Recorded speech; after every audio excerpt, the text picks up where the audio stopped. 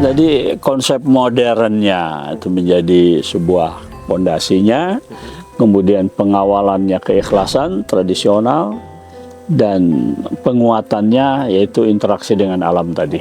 Jadi modern, tradisional, dan alam. Artinya kepandaian, keikhlasan, dan yang terakhir adalah alam. Nanti akan dinaungi oleh alam itu sendiri.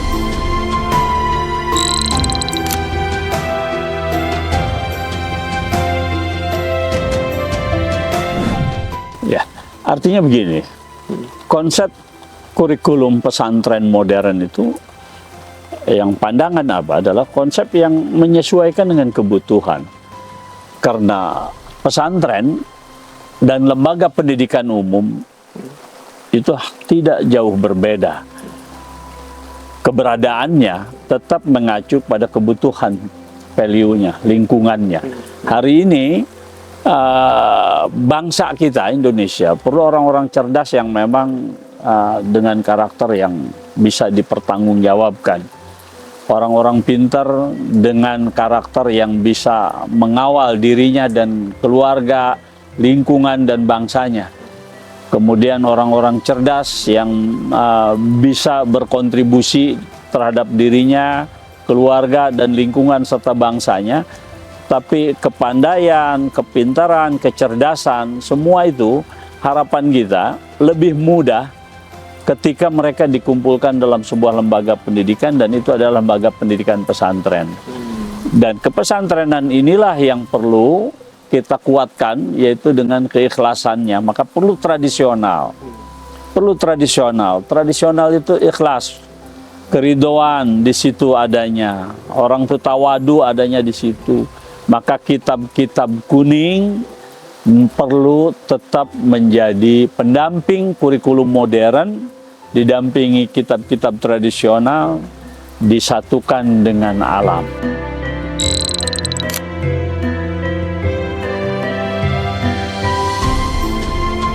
Abah inginkan begini, kalau di modern itu segala macam diatur. Santri bangun subuh diatur, santri salat duha diatur, santri salat tahajud diatur semua. Artinya memang semua berdasarkan waktu dan aturan, disiplin. Nah, sementara kalau kita mendorong aturan-aturan dalam kemodernan dalam sebuah lembaga pesantren, didampingin dengan keikhlasan tradisional, tawadu dan lain-lain, ini ada penyeimbangnya. Jangan sampai orang berbuat baik karena dipaksa, walaupun bahasa ini pembiasaan, tapi tidak diberikan contoh-contoh tradisional yang ikhlas, tawadu tadi. Ini takutnya, Abah khawatir, dia melakukan segala sesuatu karena ketika melihat aturan.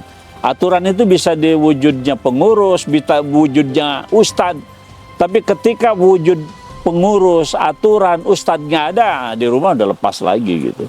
Nah, tapi kalau keikhlasannya, tradisionalnya mendampingin, ini insya Allah. Artinya ada pendampingan gitu? Ada pendampingan, dalam arti paling tidak anak ini tidak mengacu pada penuh aturan, tidak mengacu pada penuh disiplin yang keras, tapi juga harus masuk unsur-unsur keikhlasannya harus diajarkan. Dan ini ada di dunia tradisional.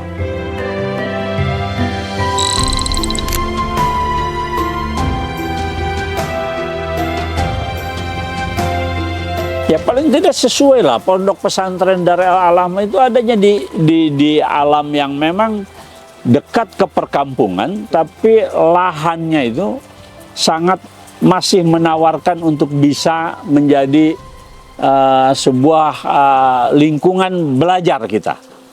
Lingkungan belajar kita artinya dengan pohon yang masih besar-besar, ada kemudian konsur tanah yang bergelombang, ada bukit, ada ini dan lain-lain. Kemudian juga sumber daya air di perbukitan yang bisa kita ambil alih. Yang hari ini ada farm desa, besok bisa saja menjadi farm pesantren kita bikin. tapi tidak mengurangi kebutuhan masyarakat lingkungan, tapi juga masyarakat pesantren bisa. Kemudian pengelolaan sampah harus benar-benar bisa menjaga. Kita tidak mengeksploitasi alam, tapi bagaimana bekerja sama dengan alam. Bagaimana menerima manfaat dari alam. Dan itu yang kita bisa terapkan di pesantren Dar El Alamah itu. Kalau pesantren itu di tengah perkotaan agak sulit. Karena kita anak juga tidak dalam rumah alam, tapi ada dalam rumah kota. Tapi kalau di pesantren Dalma ini, Dar El Alamah, insya Allah posisinya anak mau nggak mau memang ada di alam yang memang dengan luas 6 hektar lebih itu. Bisa wacana kita bagaimana di situ ada pemeliharaan ayam, bagaimana kita bisa mengembangkan bibit-bibit tanaman, bagaimana kita bisa berternak. Ini hal yang bisa dan sangat mungkin pesantren bisa jalankan itu.